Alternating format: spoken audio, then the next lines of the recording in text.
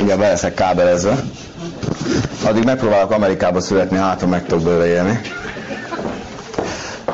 Nagyon jó az ötlet egyébként az Amerikába születés, csak nekem nem sikerült, nem tudom, a jelenlevők közül kinek sikerült Amerikába születni.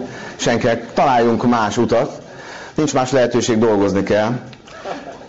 Egyébként ott is dolgozni kell. Van egy ismerősöm, aki ott dolgozik és él. Persze nem mindegy, hogy az ember milyen munkát végez, egy történetet fogok elmesélni.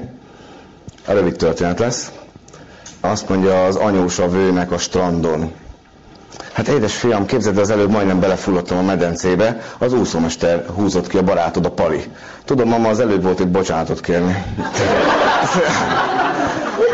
Gyakorlatilag nem mindegy, milyen munkát végzünk, és én azt figyeltem meg, hogy az ismerőseim nagy része egész életén keresztül munkát végez, de olyan munkát, hogy aztán ugye a vége felé nyugodtan leállhatna és bocsánatot kérhetne saját magától, hogy bocsánat, egész életemben dolgoztam, de be kell, hogy valljam őszintén, hát ez csúnyán mellé ment.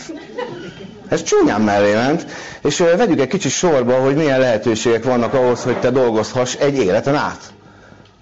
Az egyik lehetőséged az, hogy az iskolából kikerülve alkalmazottként kezdesz dolgozni, de ne is jussunk ilyen magasságúban, mert az iskolából kikerülve munkanélkül leszel. Az emberek 80%-a egy szép reményű munkanélküliként fogja a pályafutását kezdeni. Ez mindössze azért van, mert ez lassan most már hozzátartozik az emberi léthez, hogy bölcsőde, óvoda, iskola, munkanélküliség, reményeknek annyi, alkalmazottak, reményeknek annyi, vállalkozás, emelkedés, bukás, reményeknek annyi, aztán nyugdíj, lesz jó nyugdíjam, reményeknek annyi, kész.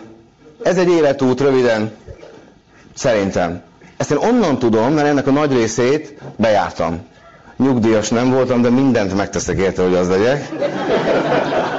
Viszont önnyugdíjas szeretnék lenni, szeretném rábízni valami jobban fizető cégre, mint a magyar állam a nyugdíjamat. És ez a JESZ Plusz tökéletesen megfelel nekem, megvizsgáltam a lehetőségeket, ezt elmondtam a múltkor. Én úgy gondolom, hogy a JESZ Plusz üzletrendszer teljesen alkalmas, hogy számomra nyugdíjas.